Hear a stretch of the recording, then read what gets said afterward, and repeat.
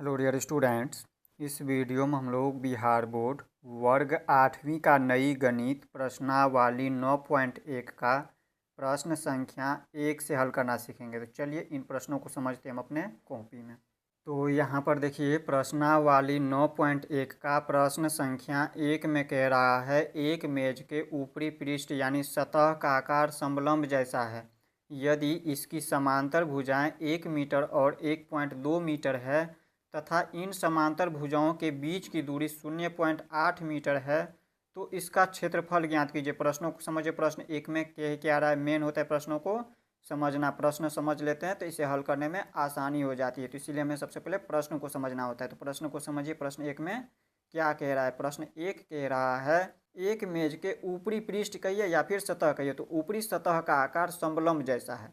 यहाँ पर प्रश्न क्या कह रहा है? एक मेज का ऊपरी पृष्ठ। यहाँ पर देखिए ये हमारा जो आकृति दिया ये हमारा मेज का आकृति दिया। तो इस मेज में देखें तो यहाँ पर देखिए इनकी ऊपरी पृष्ठ कहिए या फिर सतह कहिए, ये जो सतह है यहाँ पर देखिए इस पे आप लोगों को ये हमारा समलंब के जैसा आकृति दिख रहा होगा आप लोगों को। ये समलंब के जैसा आकृति है, यानी कि समलंब क्या होता है, समचतुर्भुज क्या होता है, समांतर चतुर्भुज क्या होता है, वर्ग क्या होता है, और जितने भी सूत्र का प्रयोग करेंगे इस वीडियो में उन सभी के बारे में हमने आपको पिछले वीडियो में बताया हुआ है। अगर आप लोग उस वीडियो को नहीं देखें तो इस वीडियो के डिस्क्रिप्शन में उस वीडियो का लिंक मिल जाएगा, वहाँ से जाकर आप लोग देख सकते हैं। तो देखिए ये जो आकृति है हमारा समलंब का आकृति है।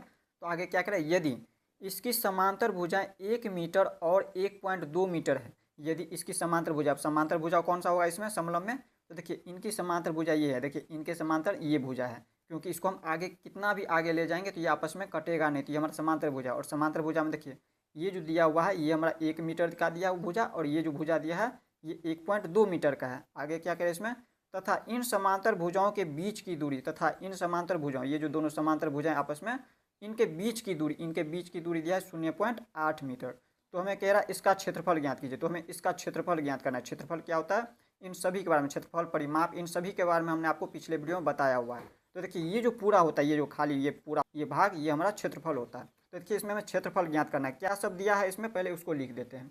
यहाँ पर हल में हम करेंगे, यहाँ पर लिखेंगे हल में। इसमें दिया क्या, समलंब की समांतर भुजाएं दिया हुआ है। यहाँ पर तो हम लिख देंगे समलंब की समांतर भुजाएं। ये जो आकृति दिया है ये समलंब का आकृति है, इसलिए हम लिख देंगे यहाँ पे समलंब, समलंब की समांतर भुजाएं।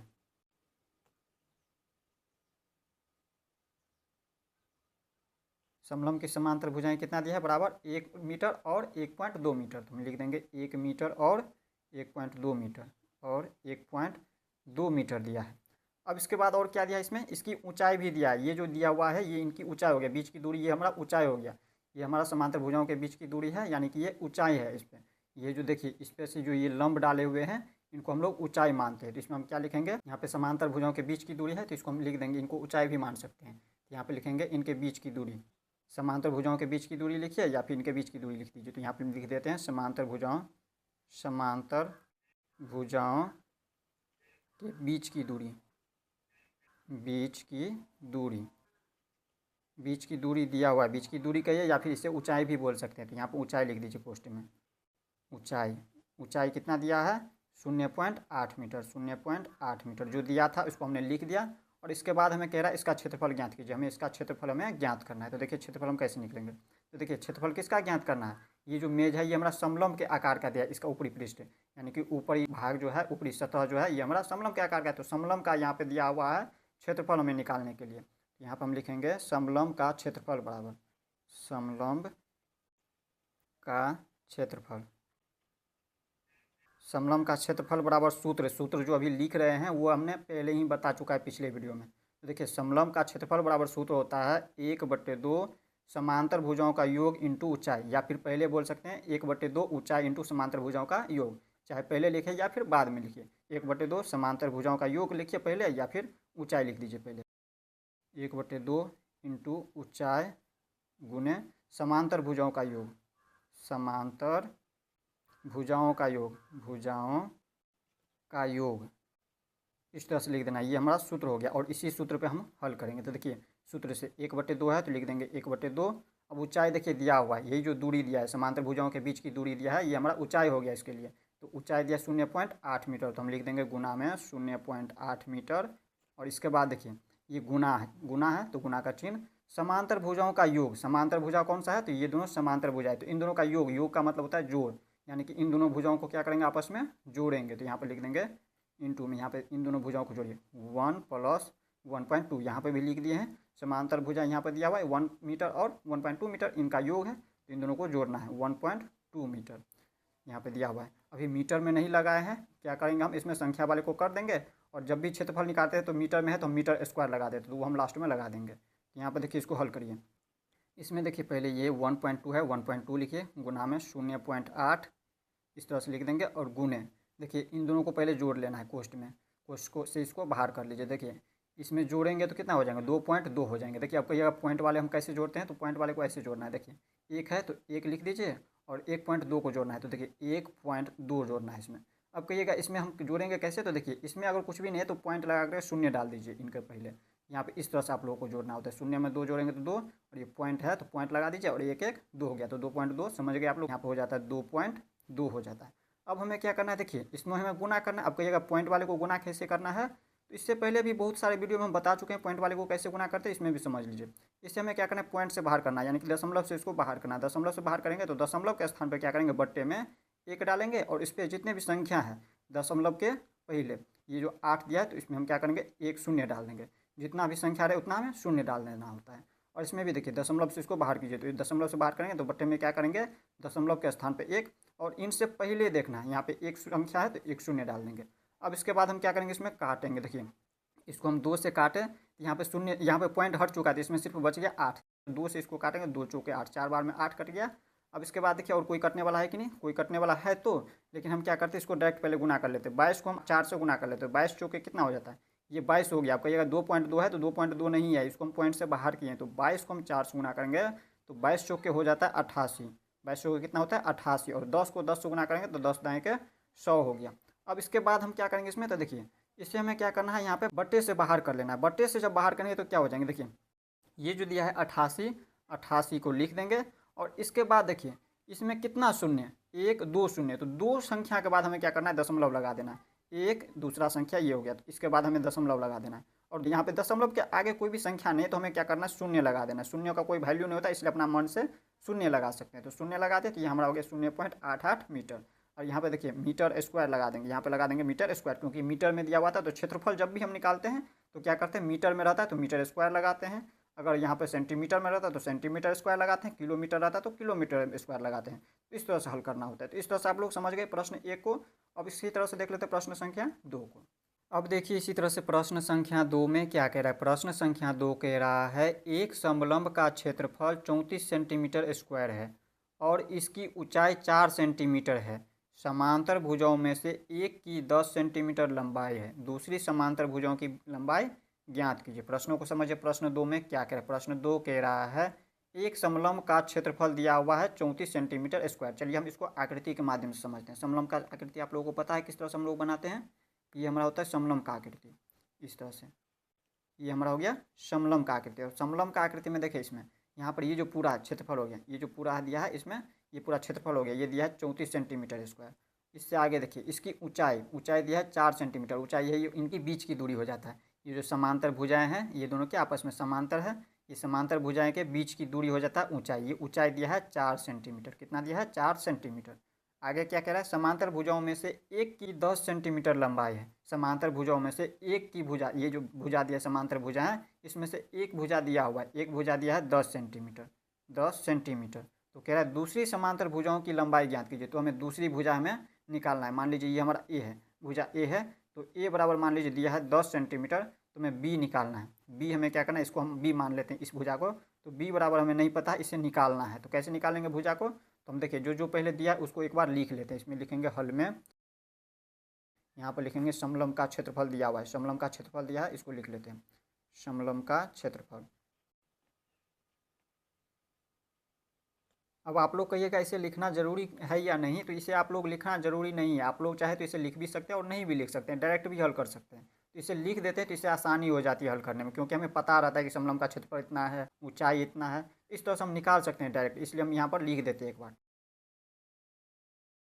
यहाँ से सेंटीमीटर स्क्वायर। अब इसके बाद देखिए इसकी ऊंचाई भी दिया है, समलंब का ऊंचाई भी दिया हुआ है। तुम लिख देंगे समलंब का ऊंचाई, समलंब का ऊंचाई बीच की दूरी क्या हो जाता है, ऊंचाई हो जाता है। ऊंचाई भी दिया हुआ है, कितना दिया है, 4 सेंटीमीटर। 4 सेंटीमीटर ये हमने आपको पहले ही समझा चुका है। यहाँ पर देखिए जब भी क्षेत्रफल रहे तो क्षेत्रफल हमेशा होता है स्क्वायर में। अगर सेंटीमीटर में है तो देखिए सेंटीमीटर स्क्वायर लग गया है, यहाँ पे स्क्वायर में है। अब इसके बाद देखिए इनकी समांतर भुजाओं में से एक भुजा की लंबाई दिया है 10 सेंटीमीटर, तो हम लिख देंगे इसी तरह से इसमें भी, इसको भी लिख देंगे समलंब का समांतर भुजाओं में से एक की लंबाई लंबाई कहिए या फिर पहला भुजा या फिर एक भुजा बोल सकते हैं। एक भुजा कितना दिया है, 10 सेंटीमीटर दिया है। ए बराबर दिया है 10 सेंटीमीटर, इसको ए बराबर दिया है 10 सेंटीमीटर। अब इसके बाद देखिए दूसरी भुजा हमें ज्ञात करना है। दूसरी भुजा हमें नहीं पता है तो यहाँ पर दूसरी भुजा बी हमें निकालना है, बराबर बी। ये हम बी माने हैं दूसरी भुजा को, ये समांतर भुजा जो है इसको हम बी माने हैं, तो दूसरी भुजा में निकालना है। तो हम क्या करेंगे, कैसे निकालेंगे, तो देखिए समलंब का क्षेत्रफल पर हम इसको निकालेंगे। समलंब का क्षेत्रफल बराबर सूत्र क्या होता है, यहाँ पे लिखेंगे समलंब, सूत्र से हल कर रहे हैं। क्षेत्रफल क्या होता है, क्षेत्रफल, समलंब का क्षेत्रफल बराबर, अभी आप लोग को हम समझा चुके हैं प्रश्न 1 में, 1/2 इंटू ऊंचाई इंटू समांतर भुजाओं का योग, समांतर भुजाओं का योग। अब देखिए इसको हमें हल करना है। देखिए समलंब का क्षेत्रफल इसमें दिया हुआ है 34 सेंटीमीटर स्क्वायर, तो यहाँ पर समलंब का क्षेत्रफल के स्थान पर लिख देंगे 34 सेंटीमीटर स्क्वायर। 34 सेंटीमीटर स्क्वायर ये नहीं लगाना है, ये लास्ट में हम लिख देते हैं, सेंटीमीटर में रहता है। जब भी क्षेत्रफल निकालना होता है तो उसमें हम सेंटीमीटर स्क्वायर लगाते हैं, और बाकी जो भी निकालना हो, परिमाप निकालना हो या भुजा निकालना हो, तो उसमें हम डायरेक्ट सेंटीमीटर में हो तो सेंटीमीटर लगा देते हैं। यहाँ पर 34 लिख देंगे, 1/2 है तो 1/2, और ऊंचाई, इसका ऊंचाई ये दिया हुआ है, समलंब का ऊंचाई हम 4 सेंटीमीटर दिया हुआ है तो लिख देंगे 4 सेंटीमीटर। 4 सेंटीमीटर, सेंटीमीटर नहीं लगाना है, डायरेक्ट यहाँ पे संख्या वाले को लिखना है। और गुने में समांतर भुजाओं का योग, समांतर भुजा, ये दोनों समांतर भुजा है तो इनका योग कर देना है। तो देखिए पहला समांतर भुजा हमने 10 सेंटीमीटर यहाँ पे दिया हुआ है तो लिखा हुआ है, यहाँ पे ए दिया है, ए के स्थान पे 10 सेंटीमीटर, यहाँ पे लिख देंगे 10 प्लस इनका योग होता है, यानी कि इनको जोड़ना है दोनों समांतर भुजाओं को। देखिए बी हमें निकालना है, बी हमें नहीं पता है तो बी लिख दीजिए वैसे ही, बी को वैसे ही लिख देंगे। अब इनको हल करेंगे। देखिए इसमें अब क्या करेंगे हम, यहाँ पे 34 है, 34 लिख देंगे। अब इसमें देखिए ये 2 से काटेंगे तो 2 दूनी के 4, 2 बार में 4, 2 गुने 10 प्लस बी। अब देखिए ये जो है गुना में आ जाता है, इनके गुना में हो जाता है 2, तो हम इनको क्या करते हैं, संख्या वाले ये जो 2 है इनको हम बराबर के इन साइड लेके आ जाते हैं। तो देखिए गुना वाला जो भी होता है जब बराबर के इन साइड जाता है तो क्या होता है, चिन्ह बदल जाता है उसका, गुना वाले भाग में चले जाता है, ये भाग में हो जाएंगे 34 के भाग में, 34 बट्टे हो जाएंगे ये 2, और इसमें बच गया क्या, 10 प्लस का बी बच गया। अब देखिए इसमें इसको हम काटेंगे 2 से तो 17 दूनी के 34, 17 बार में कट गया, यहाँ पे कितना हो जाता है 17 बराबर 10 प्लस बी। अब हमें बी निकालना है, मेन भुजा निकालना है, बी को हम दूसरी भुजा माने हैं तो दूसरी भुजा हमें निकालना है, यानी कि बी निकालना है। तो यहाँ पर हम क्या करते हैं, इसमें लिख सकते हैं बी बराबर, बी को बराबर के इन साइड लेके जाइए, इनको इन साइड 17 माइनस का 10। अब इसमें हो सकता है नहीं भी समझ आ रहा होगा अभी इससे आगे, तो यहाँ पर हम आप लोगों को समझा देते हैं, पहले इसको एक बार लिख लेते हैं। बी बराबर 17 में से 10 को घटाएंगे तो 7। ये जो दूसरी भुजा है ये हमारा कितना हो गया, 7 सेंटीमीटर में दिया हुआ है तो सेंटीमीटर में लिख देंगे, 7 सेंटीमीटर का हो गया। अब आप लोग यहाँ से नहीं समझ आया होगा, आप लोगों को इस तरह से नहीं समझ पाए होंगे, तो देखिए इसमें आप लोग को समझना है। जैसे यहाँ पर देखिए अगर b बराबर दिया हो 7 या 7 बराबर b दिया हो तो दोनों बराबर है आपस में, दोनों क्या है आपस में समान है, ये दोनों आपस में क्या है समान है, पहले b रहे या बाद में b रहे। और यहाँ पर देखिए इसमें हमने कैसे किया, देखिए b को जो है बराबर के इन साइड लाया है। अब कहिएगा जब b को हम इन साइड लेके आए हैं तो इस अनुसार तो ये माइनस में हो जाना चाहिए, ये माइनस में जब ये होता है माइनस में तो ये 17 वाले भी तो माइनस में हो जाता है, ये इनको जब बराबर के उन साइड ले गए हैं तो यहाँ पर हमने इसी को क्या क्या पलट दिया है। देखिए ये जो संख्या वाले था, देखिए ये जो 17 है 17 को वैसे ही लिख दिया, ये प्लस में है यहाँ पर, और इनको जब बराबर के उन साइड भी ले गए हैं तो ये प्लस में ही है, हमने माइनस नहीं लगाया क्योंकि इसको बदला है तो इस तरह से इसको भी बदल दिया है। देखिए दोनों साइड अगर माइनस रहे, देखिए जैसे 4 रहे माइनस में और यहाँ पर माइनस में 4 रहे और बराबर में माइनस में बी रहे तो ये माइनस माइनस कट जाता है, इसलिए हमने इस तरह से किया। तो देखिए इसको हम जो है बी को इस साइड लेके गए हैं और ये जो 17 है तो 17 लिख दिया, और ये जो देखिए ये बराबर के उन साइड, ये बी के साथ था और इनको इन साइड लेके आए हैं, यहाँ पे ये प्लस में था 10 तो ये माइनस में आ गया 10, तो इस तरह से हमने घटाया तो इस तरह से आ गया आंसर 7 सेंटीमीटर। तो ये बी जो है ये दूसरी भुजा था, ये दूसरी भुजा हमें ज्ञात करना था, तो इस तरह से ये इनका आंसर हो गया। तो इस तरह से आप लोग प्रश्न संख्या 2 को समझ गए। अब हम देख लेते हैं इसी तरह से प्रश्न संख्या 3 को। अब देखिए इसी तरह से प्रश्न संख्या 3 में कह रहा है एक समलंब के आकार के खेत ABCD की बाड़ की लंबाई 120 मीटर है। यदि BC बराबर 48 मीटर, CD बराबर 17 मीटर और AD बराबर 40 मीटर है तो इस खेत का क्षेत्रफल ज्ञात कीजिए। भुजा AB समांतर भुजाओं AD तथा BC पर लंब है। प्रश्नों को समझिए। प्रश्न 3 में क्या कह रहा है, मेन होता है प्रश्नों को समझना, तो इसीलिए हमें पहले प्रश्न को समझना है। तो प्रश्न समझिए, कह रहा है एक समलंब के आकार के खेत ABCD की बाड़ की लंबाई 120 मीटर है। देखिए एक समलंब के आकार का किया हमारा खेत है ABCD, ये ABCD ये हमारा क्या है, समलंब के आकार का खेत है। और ये समलंब के बारे में इनसे पहले भी आप लोग प्रश्न 1 में और 2 में देख चुके हैं, जिसमें क्या आप कह रहा आगे बाड़ की लंबाई 120 मीटर है। तो ये जो दिया है ABCD इनकी लंबाई, यहाँ पर देखिए बाड़ क्या होता है, इनकी चारों ओर की दूरी, ये जो चारों ओर की दूरी है ये इनकी बाड़ होती है। तो इनकी दूरी दिया हुआ है, यानी कि इनकी परिमाप दिया है। चारों ओर हमारा क्या होता है, परिमाप होता है। ये जो होता है ये परिमाप होता है इनकी। तो यहाँ पे इनकी परिमाप दिया हुआ है, यानी कि समलंब की परिमाप दिया है 120 मीटर। ये जो खेत है ये हमारा समलंब के आकार का खेत है, इनकी परिमाप दिया है 120 मीटर। आगे क्या कह रहा है, यदि BC 48 मीटर, BC ये जो BC भुजा दिया है, ये जो BC भुजा ये कितना दिया है, 48 मीटर दिया है, 48 मीटर। CD देखिए दिया है 17 मीटर, 17 मीटर। यहाँ पे CD कहाँ, ये है CD, ये दिया है 17 मीटर, 17 मीटर। AD दिया है हमारा 40 मीटर, ये जो दिया है AD ये हमारा दिया है 40 मीटर। तो कह रहा है इस खेत का क्षेत्रफल ज्ञात करने के लिए, तो हमें इस खेत का क्षेत्रफल ज्ञात करना है, यानी कि ये जो क्षेत्रफल होता है ये हमें ज्ञात करना है। तो आगे क्या कह रहा है, भुजा AB समांतर भुजाओं AD तथा BC पर लंब है। भुजा AB, ये जो भुजा AB दिया है, ये जो भुजा AB है ये समांतर भुजा, ये जो समांतर भुजा AD और BC पर लंब है, यानी कि ये हमारा इनकी ऊंचाई हो जाएगा। ये क्या हो जाएंगे, ऊंचाई हो जाएंगे। इसके लिए क्षेत्रफल के लिए हमारा इनका ऊंचाई हो जाएगा। तो देखिए इसके लिए हमें सबसे पहले क्या करना है, देखिए समलंब का परिमाप यहाँ पे हमें दिया हुआ है। देखिए लिखेंगे यहाँ पे समलंब का लिखिए या फिर खेत का लिख दीजिए। यहाँ पे खेत ABCD, खेत ABCD BCD का परिमाप जो जो दिया है उसको पहले लिखिए एक बार। परिमाप बराबर कितना दिया है, 120 मीटर, 120 मीटर परिमाप, यानी कि इनकी कुल दूरी दिया 120 मीटर, जिसमें हमें तीनों भुजा पता है। ये तीनों भुजा पता है, ये नहीं पता है, तो हम क्या करेंगे, इन तीनों को जोड़ देंगे। इनकी परिमाप क्या होता है, कुल दूरी होता है, तो इनकी कुल दूरी करिए। कुल दूरी यानी कि पहला भुजा हो गया AB, भुजा AB हो गया।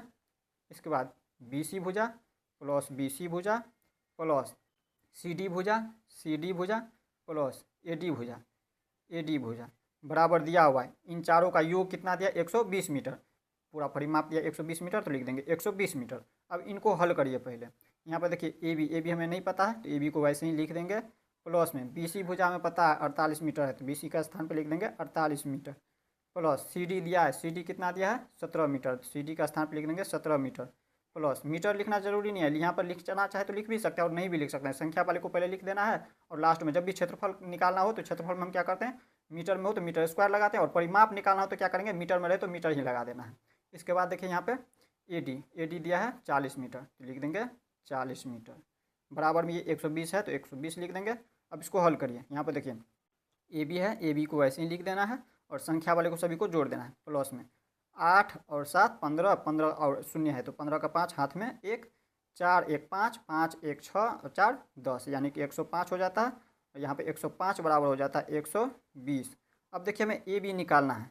ये AB, इनकी ऊंचाई पहले हमें पता होना चाहिए क्षेत्रफल ज्ञात करने के लिए। तो हमें ऊंचाई किस तरह से निकलेगा, यहाँ पे देखिए इनकी ऊंचाई निकल जाएगा, ये भुजा भी निकल जाएगा और ऊंचाई भी यही है, ये ऊंचाई भी हो जाएंगे। तो यहाँ पे देखिए AB बराबर, इसको हम संख्या वाले को बराबर को उन साइड ले जाएंगे, तो ये 120 है तो 120, और देखिए 105 के आगे प्लस का चिन्ह लगा और इनको जब बराबर को उन साइड ले जाएंगे तो चिन्ह क्या होता है, बदल जाता है। तो ये 105 जो है माइनस में हो जाएंगे, माइनस में हो जाएंगे 105। यहाँ पे AB हमें कितना प्राप्त हो गया, AB बराबर कितना प्राप्त हो गया, 120 में से 105 को घटाएंगे तो 15 प्राप्त हो गया, यानी कि 15। और यहाँ पर देखिए हमें परिमाप निकाल रहे हैं तो मीटर में सभी, तो मीटर का चिन्ह लगा देंगे, यहाँ पर लगा देंगे मीटर। अब देखिए यहाँ पे AB निकल गया, यानी कि AB क्या है, ये जो भुजा ये दिया है AB, ये इनकी ऊंचाई है। यहाँ पे क्या कह रहा है, देखिए यहाँ पे भुजा AB समांतर भुजाओं AD तथा BC पर लंब है, यानी कि इनकी ऊंचाई हो गई है 15 मीटर। तो हमें क्या कह रहा था, कह रहा था खेत का क्षेत्रफल ज्ञात करने के लिए। तो हम यहाँ पर लिखेंगे खेत का क्षेत्रफल, खेत का क्षेत्रफल, खेत का क्षेत्रफल बराबर, सूत्र क्या होता है, खेत का क्षेत्रफल देख कहिएगा, खेत का सूत्र तो होता ही नहीं है, खेत का क्षेत्रफल हम कैसे निकालेंगे। तो देखिए खेत जो है समलंब के आकार का है, तो हम समलंब का सूत्र लगाएंगे। तो समलंब का सूत्र इससे पहले आप लोग देख चुके हैं प्रश्न 1 और 2 में। तो यहाँ पर हम क्या करेंगे, लिखेंगे 1/2 इंटू ऊंचाई, ऊंचाई आप इतना न लिख करके छोटा करके भी लिख सकते हैं, यहाँ पर आप लोगों को समझा दे रहे हैं। ऊंचाई इंटू समांतर भुजाओं का योग, समांतर एक बार आप लोगों को लिख करके इसके बाद समझा देते हैं। समांतर इस तरह से होता है, समांतर भुजाओं का योग। देखिए आप लोग इतना बड़ा नहीं लिखना चाहे तो इसको छोटा करके ऐसे लिख सकते हैं आप लोग। देखिए यहाँ पे 1/2 लिख सकते हैं, 1/2 ऊंचाई के स्थान पे आप लोग लिख सकते हैं इंटू में h, और इंटू में समांतर भुजाओं का योग में आपको इसके स्थान पर क्या लिख देना है, a + b। इस तरह से आप लोग लिख सकते हैं। इतना ना लिख करके आप लोग चाहे तो छोटा करके इस तरह से लिख सकते हैं। अब कहिएगा इस तरह से हमने क्यों लिखा, तो ऊंचाई को हम लोग h से सूचित करते हैं इसलिए h लिख देंगे। और यहाँ पर देखिए ये जो लिखे a + b, ये समांतर भुजाओं का योग, इसे हम a मान लेंगे, a बराबर, और इसको मान लेंगे b बराबर b मान लेंगे। इस तरह से आप लोग लिख सकते हैं। तब इन सूत्र पे इनको हल करिए। यहाँ पे लिखेंगे 1/2 गुने h, ऊंचाई ये हमारा हो गया, यही दिया है। लंब ये हमारा क्या हो गया, ये जो लंब डाला है ये ऊंचाई हो जाता है, ये 15 दिया है, तो लिख देंगे 15 गुने a + b। a के स्थान पे कितना है, a के स्थान पे ये हमारा हो जाएंगे 40, और b के स्थान पे हो जाएंगे प्लस में 48। अब इसको हल करिए तो यहाँ पे देखिए 1/2 गुने 15 है तो 15, और इसके बाद गुना। अब इसमें देखिए इन दोनों को जोड़ देना है आपस में, ये दोनों का योग है, समांतर भुजाओं का योग होता है, यानी कि जोड़ होता है। इन दोनों को जोड़िए, 40 40 80 और 8 88 हो जाता है, तो लिख देंगे 88। अब इनको हल करिए, देखिए ये 2 से काटेंगे तो कितनी बार में, 44 दूनी का 88, 44। तो 15 को हम 44 से गुना करेंगे। देखिए 15 चौके 60 के 0, हाथ में 6, 15 चौके 60 और 6 66, यानी कि 660 होता है। और देखिए हम खेत का क्षेत्रफल निकाल रहे हैं, और जब भी क्षेत्रफल निकालते हैं तो उसमें क्या करते हैं, मीटर में दिया हुआ था सभी के सभी, तो हम यहाँ पर मीटर स्क्वायर लगा देंगे, यानी कि वर्ग मीटर हो जाएंगे। तो ये हो गया इसका आंसर। इस तरह से इसका क्षेत्रफल निकल गया है खेत का। तो इस तरह से आप लोग प्रश्न संख्या 3 को समझ गए। अब हम देख लेते हैं इसी तरह से प्रश्न संख्या 4 को।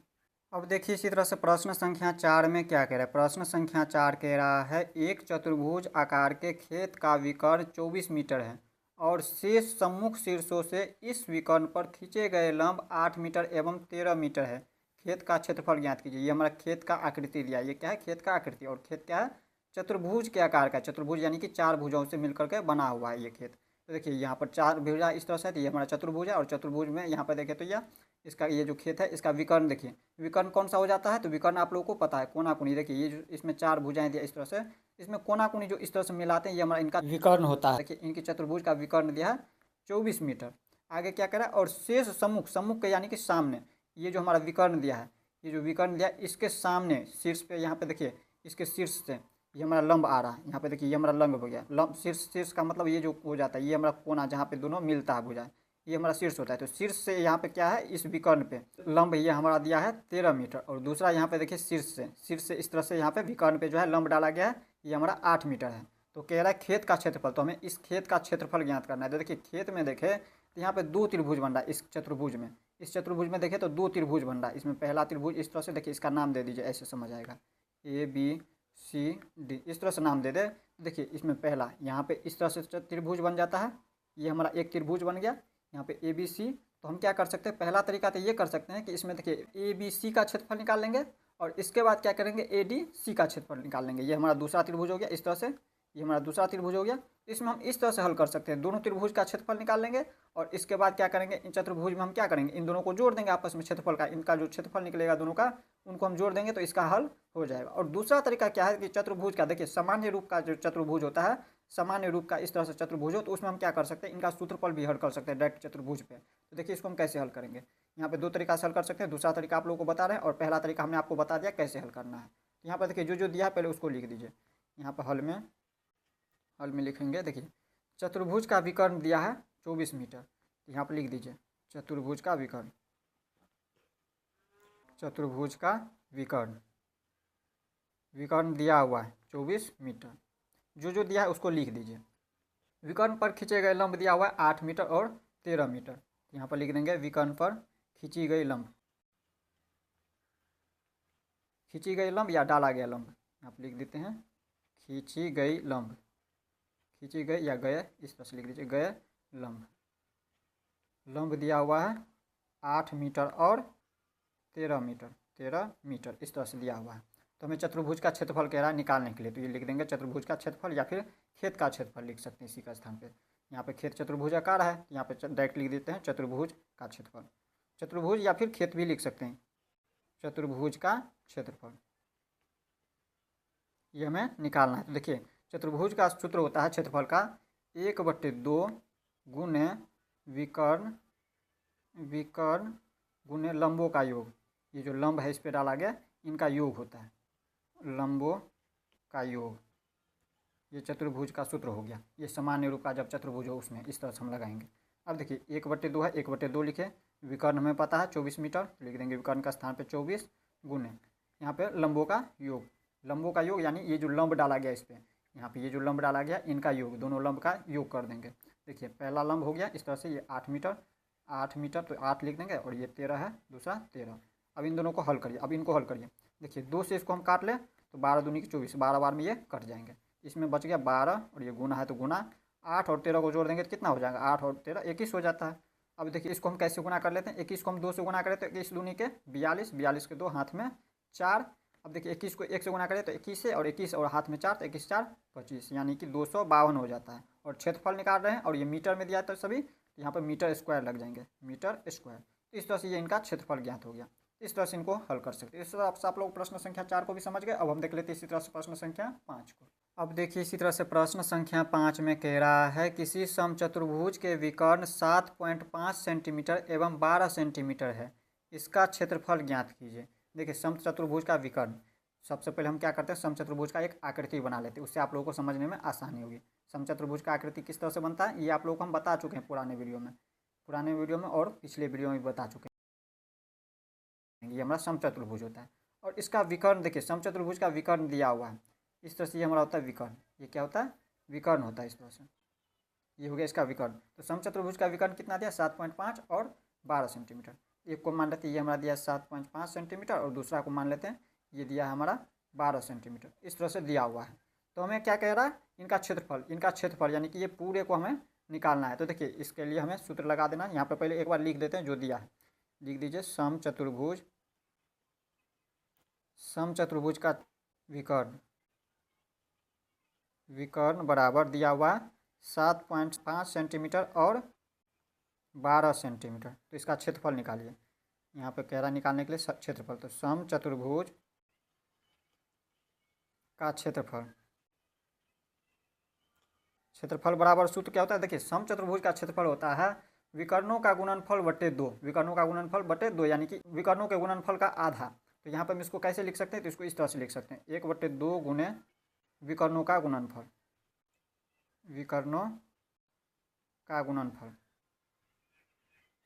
इस तरह से लिख देना है। देखिए क्या होता है, विकर्णों का गुणनफल का आधा होता है, यानी कि 1/2 हो गया, 1/2 गुने विकर्णों का गुणनफल। इस तरह से इनका सूत्र होता है समचतुर्भुज का। तो इन सूत्र पे इसको हल करेंगे, तो यहाँ पे देखिए 1/2 लिख देंगे गुने, सूत्र से इसको हल करिए। देखिए विकर्णों का गुणनफल, विकर्ण क्या दिया है, ये हमारा दोनों विकर्ण है, तो इनका गुणनफल यानी कि गुना करेंगे इनको। यहाँ पर गुना करिए, यहाँ पर लिख देंगे 7.5 गुने 12। अब इसको गुना करेंगे कैसे, तो देखिए ये पॉइंट में आ जाता है, तो इसको पॉइंट से हटा लीजिए, दशमलव से इसको बाहर करिए। दशमलव से बाहर करते तो आप लोगों को पता है दशमलव के स्थान पर बट्टे में लिखते हैं 1, और यहाँ पे जो संख्या रहो इनसे पहले, दशमलव से पहले उतना शून्य लगा देते हैं, उतनी जितना संख्या रहे उतना शून्य। अब इसमें देखिए हम इसको काट लेंगे, इसमें हम 2 से काटेंगे, 2 छक्के 12, 6 12 में 12। अब इसमें देखिए हम क्या करेंगे, इनको यहाँ पे देखिए इसमें हम काटना चाहे तो इसको 5 से काट सकते हैं, 5 से काटेंगे तो 5 दूनी के 10, और इसको 5 से, ये 75 हो जाता है, दशमलव हट चुका है तो 75 होता है। तो यहाँ पे 5 से काटेंगे तो 15 5 75, 15 बार में। अब इसके बाद ये 2 से काटेंगे 6 को, तो 2 तिया के 6, 3 बार में 6। अब ये कुछ भी बचा नहीं है तो हम क्या करते हैं, सामने सामने गुना होता है, ये 15 को और 3 को गुना कर देंगे, और इधर नीचे बचा नहीं है तो हम क्या करेंगे, इनको गुना करके लिख देंगे 15 तिया के 45, और ये क्षेत्रफल निकाले तो सेंटीमीटर में दिया तो सेंटीमीटर स्क्वायर लग जाएंगे, सेंटीमीटर का स्क्वायर हो जाएंगे। तो ये हमारा 45 सेंटीमीटर स्क्वायर निकल गया इसका समचतुर्भुज का क्षेत्रफल। तो इस तरह से आप लोग प्रश्न संख्या 5 को भी समझ गए। अब हम देख लेते हैं इसी तरह से प्रश्न संख्या 6 को। अब देखिए इसी तरह से प्रश्न संख्या 6 में क्या कह रहा है, प्रश्न संख्या 6 कह रहा है एक समचतुर्भुज का क्षेत्रफल ज्ञात कीजिए जिसकी भुजा 6 सेंटीमीटर और शीर्ष लंब 4 सेंटीमीटर है। यदि एक विकर्ण की लंबाई 8 सेंटीमीटर है तो दूसरे विकर्ण की लंबाई ज्ञात कीजिए। देखिए प्रश्न क्या कह रहा है, प्रश्न में कह रहा है एक समचतुर्भुज। सबसे पहले हम क्या करते हैं, एक आकृति बना लेते हैं समचतुर्भुज का। इस तरह से आप लोग को समचतुर्भुज का आकृति बना लेना है। बाकी आप लोगों को बेसिक से समझना है समचतुर्भुज क्या होता है, आयत क्या होता है, विकर्ण क्या होता है, वर्ग क्या होता है, इन सभी के बारे में हमने आपको पिछले वीडियो में बताया हुआ है। देखिए इस तरह से हमारा हो गया समचतुर्भुज। समचतुर्भुज में देखिए क्या क्या दिया हुआ है, समचतुर्भुज का क्षेत्रफल हमें ज्ञात करना है, ये हमारा क्षेत्रफल होता है पूरा, ये हमारा क्षेत्रफल इनकी ज्ञात करना है। भुजा दिया 6 सेंटीमीटर, समचतुर्भुज का भुजा, ये जो भुजा दिया ये दिया है 6 सेंटीमीटर। तो तो देखिए आप लोगों को पता है, हमने आपको बताया हुआ समचतुर्भुज की भुजा क्या होती है, समान होती है। समचतुर्भुज की चारों भुजा आपस में समान होती है। अगर एक 6 सेंटीमीटर का तो सभी के सभी भुजा 6 सेंटीमीटर, ये भी है 6 सेंटीमीटर का, ये भी 6 सेंटीमीटर का है, ये भी 6 सेंटीमीटर का, चारों का चारों भुजा हो जाएंगे 6 सेंटीमीटर का। अब इसके बाद आगे क्या करें, और शीर्ष लंब 4 सेंटीमीटर। शीर्ष लंब क्या होता है, यहाँ पर शीर्ष से डाला गया लंब, इस शीर्ष से हम इस पर लंब जब डालेंगे ये हमारा शीर्ष लंब हो गया, यानी कि इसकी ऊंचाई हो गया। अब ऊंचाई दिया है 4 सेंटीमीटर, 4 सेंटीमीटर। तो देखिए हमें इनका सबसे पहले क्षेत्रफल ज्ञात कर लेना। एक समचतुर्भुज का क्षेत्रफल ज्ञात कीजिए जिसकी भुजा दिया है 6 सेंटीमीटर और शीर्ष लंब दिया है 4 सेंटीमीटर। तो पहले इसको हल कर लीजिए, पहले क्षेत्रफल निकाल लीजिए। भुजा और शीर्ष लंब डाला हुआ है, तो यहाँ पर लिख देंगे समचतुर्भुज का क्षेत्रफल। समचतुर्भुज का क्षेत्रफल, पहले जितना कह रहा है उसको हल करिए। एक समचतुर्भुज का क्षेत्रफल हमें ज्ञात करना है जिसकी भुजा दिया हुआ था और शीर्ष लंब डाला हुआ है। इससे आगे हम आगे देखेंगे, पहले इसको हल करिए इतना को। समचतुर्भुज का क्षेत्रफल हम कैसे हल करेंगे, तो देखिए समचतुर्भुज का क्षेत्रफल इससे पहले आप लोग देख चुके हैं कि 1/2 विकर्णों का गुणनफल होते हैं। अब 1/2 विकर्णों का गुणनफल से इसमें हम हल नहीं कर सकते क्योंकि यहाँ पे इसमें विकर्ण दिया ही नहीं है। अभी जब विकर्ण नहीं दिया है दोनों, तो हम इसमें इसे नहीं हल कर सकते। तो आप लोगों को पता है, देखिए एक समचतुर्भुज जो है एक समांतर चतुर्भुज ही होते हैं। समांतर चतुर्भुज क्यों होते हैं समचतुर्भुज, देखिए समांतर चतुर्भुज के गुण जो है समचतुर्भुज में पाए जाते हैं। समांतर चतुर्भुज इस तरह से होते हैं, ये हमारा हो गया समांतर चतुर्भुज। तो देखिए समांतर चतुर्भुज में क्या होता है, आमने सामने की भुजा, इसके समान ये भुजा होती है, आमने सामने की भुजा समांतर होती है, और इनके सामने का भुजा ये समांतर होती है। आमने सामने की भुजा क्या होती है, समांतर होती है। ठीक इसी प्रकार समचतुर्भुज में भी होते हैं। समचतुर्भुज में चारों भुजाएं समान, इसका मतलब आमने सामने की भुजाएं भी समांतर हो जाएंगे, इनके समांतर ये भुजाएं और इनके समांतर ये भुजाएं, इस तरह से हो जाएंगे। तो हम क्या करेंगे, इसमें समांतर चतुर्भुज का सूत्र लगा देंगे। समांतर चतुर्भुज का क्षेत्रफल होता है आधार इंटू ऊंचाई। तो आधार तो ये हो गया, इसके लिए आधार हो गया, और ये ऊंचाई। देखिए जिस पे हम लंब डालते हैं उसका वो आधार होता है, और जो लंब डाले हैं वो इनकी ऊंचाई हो जाता है। तो देखिए आधार और ऊंचाई दोनों हमें पता है, तो इसका क्षेत्रफल हमें पता चल जाएगा। तो यहाँ पर हम लिख देंगे आधार इंटू ऊंचाई से, आधार इंटू ऊंचाई।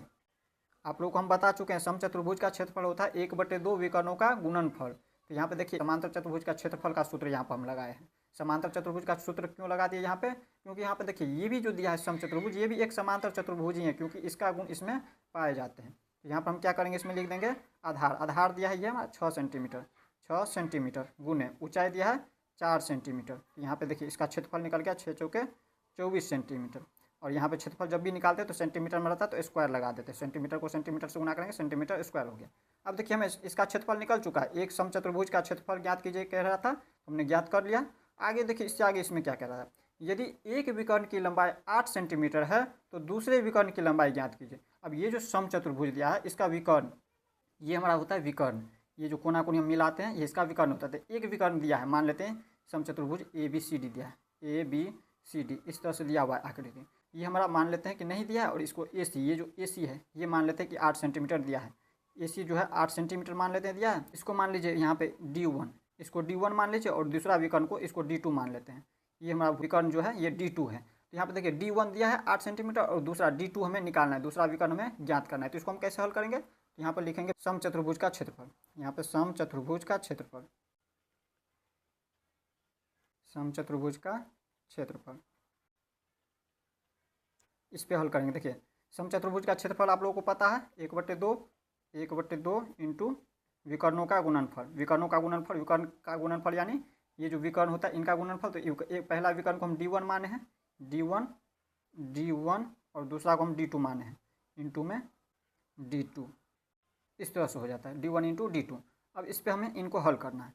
1/2 इंटू, देखिए D1 हमें पता है, D1 हमने यहाँ पर लिखा हुआ है 8 सेंटीमीटर, ये हमें पता है। तो D1 के स्थान पर लिख देंगे 8 सेंटीमीटर, 8 लिख दीजिए डायरेक्ट, और गुने D2 हमें नहीं पता है, D2 निकालना है, तो D2 वहाँ पर लिख देंगे D2। अब इसके बाद देखिए यहाँ पे इनका क्षेत्रफल भी हमें पता है, समचतुर्भुज का क्षेत्रफल दिया 24 सेंटीमीटर स्क्वायर, यहाँ पे लिख देंगे 24। अब इसको हल करिएगा तब हमें क्या होगा कि इनका विकर्ण दूसरा निकल जाएगा, इसको जब हल करिएगा तो। देखिए यहाँ पर हम क्या कर सकते हैं, इसमें 2 से इसको काट ले तो 2 चौके 8, 4 बार में 8, तो यहाँ पर हो जाता है 24 बराबर 4 गुने D2। तो यहाँ पर देखिए 4 हम इसके साथ ले आते हैं, देखिए इसके D2 के गुना में है, जब इनको हम बराबर के इन साइड ले आएंगे ये भाग में चले जाएगा। यहाँ D2 को इसको पहले लिख दीजिए, यहाँ पे D2 बराबर 24 है, 24 लिख देंगे, और इनके बट्टे में हो जाएंगे 4। तो यहाँ पर देखिए काटेंगे तो 4 छके 24, यानी कि D2 बराबर कितना निकल गया, 6 निकल गया। और D2 किसको माने हुए थे, दूसरा विकर्ण को माने थे, तो दूसरा विकर्ण हमें ज्ञात हो चुका है। यही हो गया इसका आंसर। सेंटीमीटर में दिया था तो ये हमारा विकर्ण है, विकर्ण जो है सेंटीमीटर में था तो सेंटीमीटर लगा देंगे। तो इस तरह से आप लोग प्रश्न संख्या 6 को भी समझ गए। यहाँ पे हो सकता है आप लोगों को नहीं समझ आया होगा, तो यहाँ पर समझ लीजिए, फिर से समझा दे रहे हैं। देखिए यहाँ पर हमने इस तरह से कैसे लिख दिया। देखिए D2 इसको हम चाहे तो इस तरह से भी लिख सकते थे, या यहाँ पर लिख सकते थे ये जो 24 है 24, और यहाँ पर देखिए ये जो 4 गुणाम है इसके, हम इनको इन साइड लेके आ जाते हैं तो ये बट्टे में चला जाता है 4, यानी कि भाग के रूप में, और ये इसमें बच गया D2 देखिए 4 छके 24, 6 बराबर D2।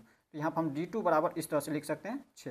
यही हो गया। इसी तरह से हम हल करते हैं। इसी को हमने इस तरह से लिख दिया। पहले हम क्या किया, D2 को पहले लिख दिए थे और 24 को, और इसके हम बट्टे में लिख दिए। इस तरह से इसको हल करते हैं। तो इस तरह से आप लोग प्रश्न संख्या 6 तक इस वीडियो में देख लिए। देखिए वीडियो लंबा हो चुका है, इसलिए हम इस वीडियो में प्रश्न संख्या 6 तक ही रहने देते हैं। नेक्स्ट वीडियो में हम लोग प्रश्न संख्या 7 से देखेंगे। तो मिलते हैं नेक्स्ट वीडियो में। जय हिंद।